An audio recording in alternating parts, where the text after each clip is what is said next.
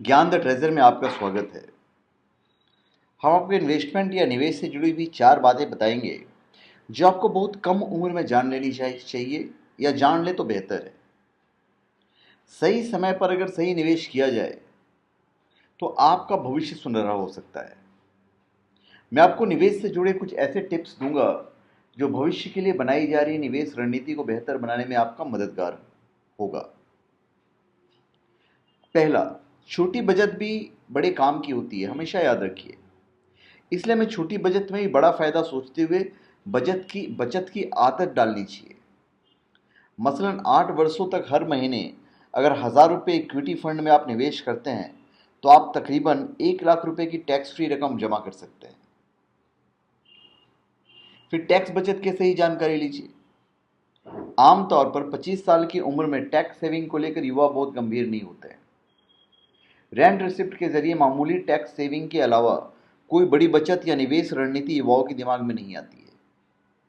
लेकिन उम्र के इस पड़ाव में अगर ELSS equity linked saving scheme इस जैसे निवेश विकल्पों में निवेश कर जहां एक और हम टैक्स की बचत कर सकते हैं, वहीं दूसरी ओर लंबी अवधि में अच्छे रिटर्न भी संभव है।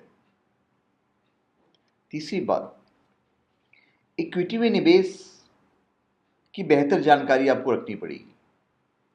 लंबे समय तक इक्विटी फंड्स में निवेश आपको बेहतर रिटर्न दे सकता है। बीते 20 वर्षों के आंकड़ों पर अगर आप नज़र डालेंगे तो सेंसेक्स करीब 15% की सालाना दर रिटर्न देने में सक्षम रहा है।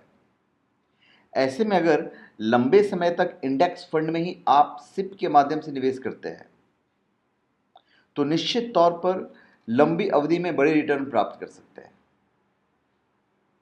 अभी चौथी चीज, उचित निवेश विकल्प का आपको चुनाव करना है।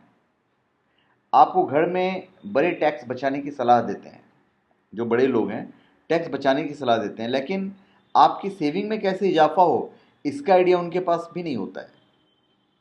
हमेशा ध्यान रखें कि अपनी बचत की रकम को ऐसी जगह निवेश करें जहां आपको रिटर्न महंगाई दर से ज़्यादा मिले। मसलन अगर आप बैंक में 8% सालाना दर पर FD करवाते हैं और महंगाई की दर भी 8% ही है तो आपके रिटर्न को महंगाई खत्म कर देती है। ऐसे में लंबे समय में आपके निवेश से आपको कोई फायदा नहीं होता है। तो धन्यवाद, ये मैंने आपको 4 तरीके बताए जो आपको ध्यान रखने चाहिए कम उम्र में ही। तो धन्यवाद, आप हमारे चैनल पे सब्सक्राइब करें और अपने कमेंट दीजिए। धन्यवाद।